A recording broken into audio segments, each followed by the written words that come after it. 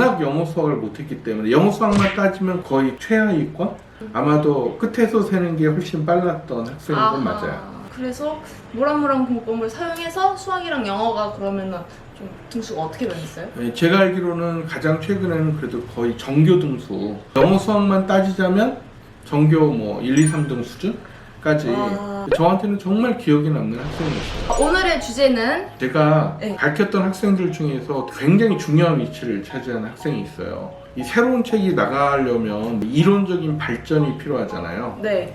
제일 마지막에 그 단위라는 개념이 확립이 되고, 그 다음에 그 단위의 크기가 너무 큰 상태에서 적당한 수준으로 줄어드는 단계에서 굉장히 결정적인 영향을 끼친 그 학생이 있거든요. 그 학생과의 만남에 대해서 제가 오늘 이야기를 하겠습니다. 그 전에 궁금한 게 혹시 그 학생은 이 모란모란 공부법을 사용했을 거잖아요. 네. 얼마 동안 공부를 했죠? 이 방법으로? 제가 정확히 잘 기억이 안 나는데 중3 초반인가? 그때쯤 만난 것 같고, 여러 가지 막 드라마틱한 사연들이 있다가 중3 말에서 고1 사이에 헤어졌어요. 성적이 몇 등에서 몇 등? 뭐 이런 식으로. 영어 수학만 따지면 거의 최하위권? 아마도 끝에서 세는 게 훨씬 빨랐던 학생인 건 맞아요. 그래서 모란모란 공법을 사용해서 수학이랑 영어가 그러면은 좀 등수가 어떻게 변했어요? 네, 제가 알기로는 가장 최근에는 그래도 거의 전교 등수, 영어 수학만 따지자면 전교 뭐 1, 2, 3등 수준까지 저한테는 정말 기억에 남는 학생이었어요. 어쨌든 간에 이 모란모란 공부법을 직접 증명해낸 친구라고 할 수 있는 건가요? 그렇죠. 제가 이제 그 예전에 있는 책이 크로스 공부법이라는 이름으로 뭔가 좀 빠져 있었어요. 제가 느끼기에. 근데 그게 뭘까? 네. 복습을 갖다 굉장히 많이 하는데 저는 분명히 예전에 막 100번도 하고 이랬었는데 네. 최근 가르치는 지혜를 복습을 갖다 시키는데 첫째는 복습하려고 하는 그 의욕이 너무 없더라고요. 제가 원하는 만큼 그렇게 막 100번 가까이 되는 게 아니라 많아야 뭐 열 몇 번? 그러다 보니까 제가 원하는 대로 이렇게 응용력이 팍팍 늘어나거나 이런 게 부족했어요.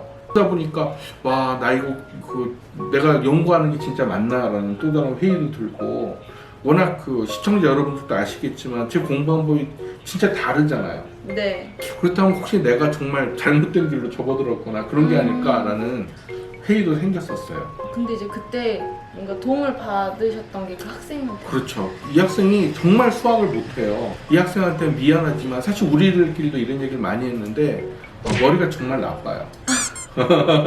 머리가 나쁘다는 기준은 뭐예요? 어려운 문제는요, 한 번만에 이해를 못해요.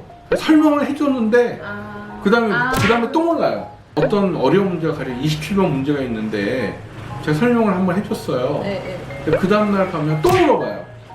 그 다음날 가도 또 물어봐. 그리고 그 다음날 가도 또 물어봐. 어떤 문제는 10번 이상을 물어봐요. 똑같은 문제를. 어떻게? 누가 봐도 머리 좋은 건 아니잖아요. 근데 죄송한데 저도 그랬어요. 저도요. 저도 그랬어요. 저는 이제 복습을 강조를 했죠. 아무리 어려운 문제라도 복습하다 보면 쉬워져 라고 강조를 했었는데 너무너무 학생이 힘들어하는 거예요. 성적도 오히려 처음에는 조금 떨어졌어요. 그 원래도 나빴던 성적이 어떡해. 더 떨어진 거예요. 아니 뭔가 어떤 그 매듭 하나만 풀면 네. 쫙 다 될 것 같은 거예요. 근데 그걸 갖다가 그 학생과 헤어지기 한 2달 전쯤에 발견을 한 거죠. 그게 뭐냐 하면 단위예요, 단위.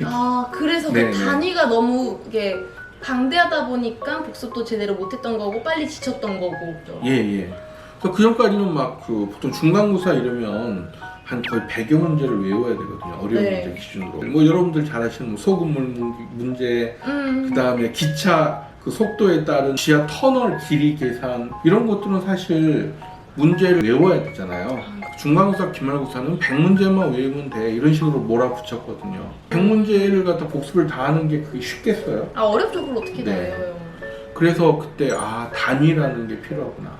그래서 헤어지기 전에 한 2달 전부터 제가 이제 단위를 강조를 했고, 처음에는 굉장히 많이 잡았어요. 최근에는 이제 연구가 계속 진행되면서 네. 이거 굉장히 양이 너무 많다. 최근에는 4문제까지 줄였어요. 표준이 한 4문제, 어려운 문제 기준으로. 그래서 아까도 말씀드렸다시피 이 학생 모르는 거는 계속 몰라요. 그런데 복습을 진짜 많이 하니까 알게 되는 거죠. 사실 어려운 문제 한 문제를 완벽하게 막 30번, 40분 풀게 되면요, 비슷한 문제 다 풀게 돼요. 응용 막 이래갖고 사람들이 많이 고민 많이 하잖아요. 네. 그래서 저는 응용력 없다는 학생들한테 진짜 꼭 물어봐요. 너 그렇다면 응용력 없다고 하기 이전에 이런 유형을 몇 번이나 풀어봤느냐고. 그러면 보통 학생이 오해를 해요. 그래서 비슷한 유형의 문제를 1번부터 100번까지 이렇게 100문제를 풀어야 되는 줄 알아요. 그냥 그 문제만 100번 풀면 돼요. 새로운 문제인데 조금씩 변경된 거 뭐하러 풀어요? 그 한 문제 여러 번 풀면 되는데. 그냥 그 중에서 제일 어렵다고 생각되는 거 하나만 계속 풀면 되잖아요. 그렇죠. 그 비슷한 유형 중에서 제일 어려운 거 하나. 그니까요. 여기 비슷한 유형 중에서 어려운 거 하나. 이런 식으로. 그리고 왜 똑같은 문제를 푸느냐고 물어보시는데 똑같은 문제여야지 다 외워진 다음에 이해할 수 있는 거예요. 보통 사람들은 그 첫 번째 방법이 아니라 두 번째 방법을 쓰는 거죠.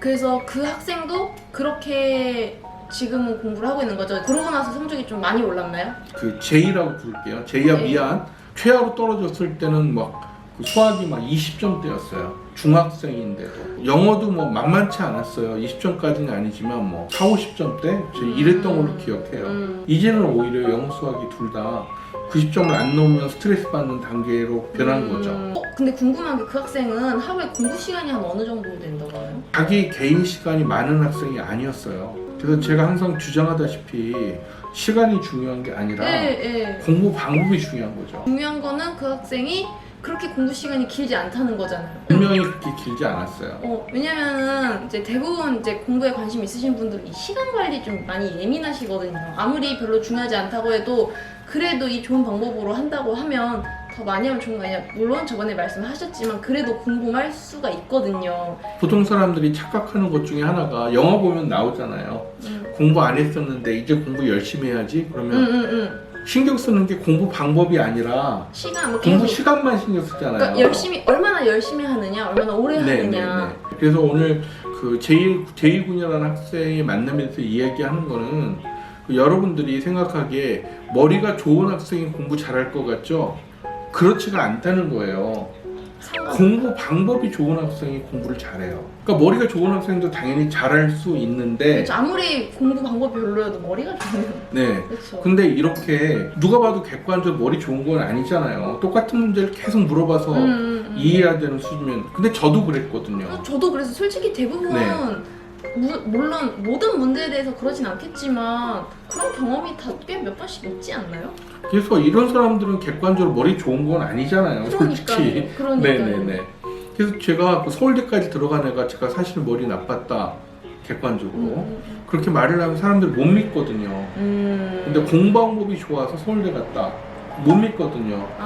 그러기 때문에 이 제이라는 학생이 저한테 소중한 거예요. 이런 학생조차도 이 방식으로 성공했다. 공부 방법도 머리 못지않게 영향력이 크기 때문에 여러분들이 이 방식을 믿고 따라하시면 비록 타고난 머리가 좋지 않다고 하더라도 좀 전에 말씀드린 그 제이라는 학생처럼 성적이 굉장히 오를 수가 있다는 겁니다. 이 방법으로 바꾸시는 분들도 뭐 시험이 3일 뒤인데 갑자기 이 방법으로 효과가 있을 거라 생각하지 마시고요. 가령 좀 전에 그 제이군도 제가 예를 들어서 그럼 너 영어 문법, 영어도 문법이 필요하니까 우리나라 사람들 입장에서는 몇 번이나 복습했냐.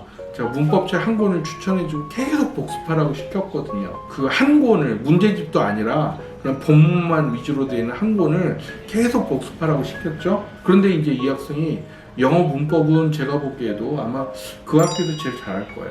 그러면 책 추천 같은 것도 따로 해주실 수 있는 거예요? 영어 문법은 전에도 제가 그 한번 말씀드렸지만 베이직 그래마 EBS에서 나온 책인데 문제는 풀 생각하지 마시고요.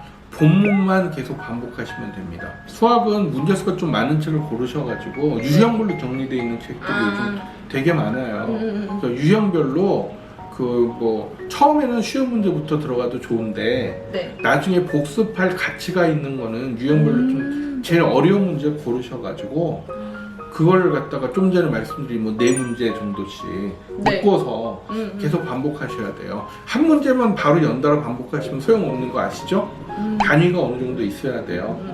네, 그래서 A, B, C, D 이게 4개가 있는데 문제가 AAA 하지 마시고요. A, B, C, D, A, B, C, D 이렇게 계속 골고루 반복하셔가지고 지겨울 때 손을 떼시면 돼요. 계속 끊임없이 어려운 문제를 골라서 유형별로 이렇게 네 문제 골라서 복습하고 해가지고 제일 첫 번째 A, B, C, D가 막 30번, 40번, 50번 넘어가게 되면 그때부터는 그냥 일반적으로 공부하는 학생들보다 성적이 굉장히 좋아져요. 그러니까 머리가 아주 나쁜 사람도 이 방식으로 하면 어려운 문제를 포기하지 않고 자기 걸로 만들 수가 있어요.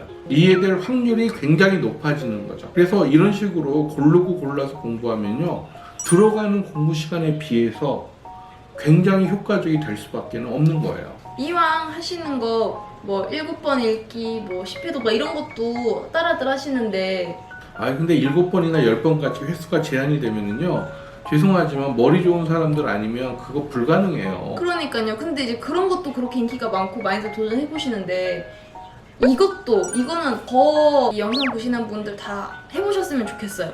한 달 이상 남았다 하시는 분들은 전부 다 해보시고 후기 남겨주셨으면 좋겠어요. 일주일 이상 남았어도 제가 보기에는 승산이 있어요? 예, 보통 일반적인 수준에서 일주일 이상만 남으면 이 방식이 효과적이에요. 그러면 이 모란모란 공부법으로 공부해서 다들 같이 성공해 봅시다. 앞으로 더 자세한 내용, 상세한 내용으로 네. 저희가 준비해서 들고 오도록 하겠습니다. 네. 끝까지 봐주시는 게 중요해요. 네. 안녕.